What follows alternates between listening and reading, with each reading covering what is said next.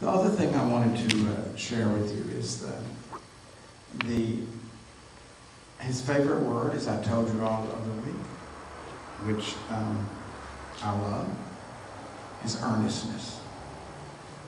Earnestness. How earnest are you at this moment? Look at your ego. How earnest is your ego at this moment?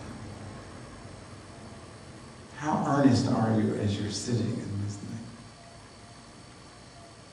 The ego is not very earnest. It really isn't. It's quite amazing. So this little guy is sitting there and he's saying to everyone over and over and over, the secret of your success is the degree to which you can be earnest. And he said that earnestness is a sign of maturity. That's a very interesting thing. I would never have thought of that. I have told many people that if I used any word to describe myself for the first,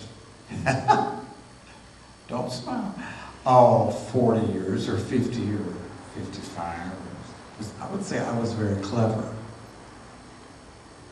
I've always been extremely clever. And I thought that was really what you're supposed to be.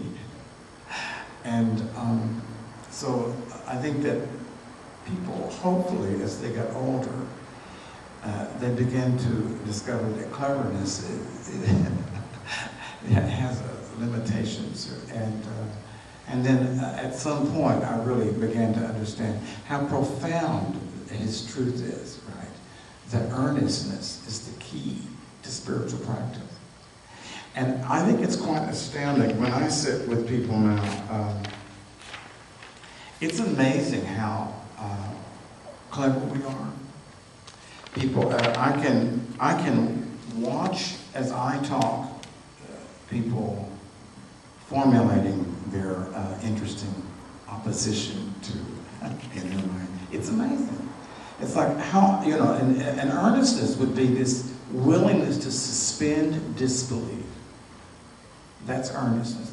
It's a willingness to suspend disbelief and open your mind, right, to whatever you're hearing. And you're not going to be contaminated by it. I mean, if you discover that you don't agree with it, you won't agree with it. If you do agree with it, you will. But anyway, this is. He's the one teacher that I have read who does this over and over. So I read this to you the other day, about 2 weeks ago. He says, to remember what needs to be remembered is the secret of success. Now he adds, but you have to be earnest. To remember what needs to be remembered is the secret of success. What is supremely important is to be free of contradictions. Well, you think about our lives, right? I mean, how many of us are free of contradictions? I mean, hell, right? But in terms of the practice, it is certainly true that when we recognize our contradictions, we recognize, how much we are or we are not really on the path. The goal and the way must not be on different levels. This is really quite remarkable. The goal and the way must not be on different levels. What is your goal? What is the goal of your practice, and what is the way? Is the goal to awaken? I mean, some people say my goal is to awaken. It may well be that Vipassana practice is not the way for your goal. It may be that Vipassana practice is. It might be that Advaita is not. I mean, but the goal and the way must be on the same level. They must not be in contradiction. Life and light must not quarrel. Behavior must not betray belief. How many people here believe in nonviolence? How many people have a behavior that does not necessarily match your behavior? How many people believe in metta? Love and kindness. So how would you say that your behavior and your belief are sometimes in contradiction? So this is really quite wonderful Behavior must not betray belief. I love that. Isn't that wonderful? He says, call it honesty, integrity, wholeness. You must not go back.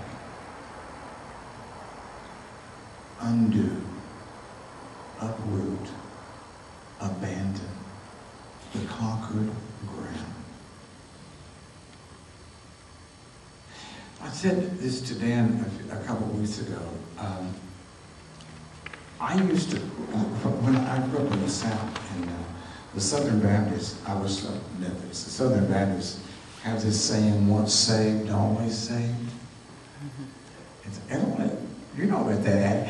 And so, and it's a belief in Christianity. If you've been saved, you're saved forever.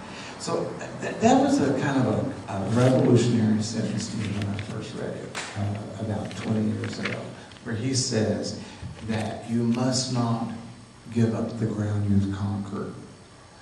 And when I used to, as I said, I used to think that you couldn't give up the ground that you've conquered. I think that you can. I've changed my mind. Certainly, as a therapist, I have seen people give up the conquered ground.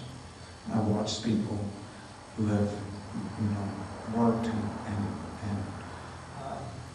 made progress, and then they have given up what they have gained. So I think that you could argue that and there's the true self that is always there and will be there when we're dead. And suppose it doesn't give up conquered ground, but the small ego that is struggling to go from the unreal to the real can. So I guess the idea would be that sometimes we start a practice of meditation and we do it for a couple of years and we even really do find that it's helpful. We believe in it. And then 4 years later we wonder, well, what happened? Why did I stop that? That would be an example of giving up the conquered ground. So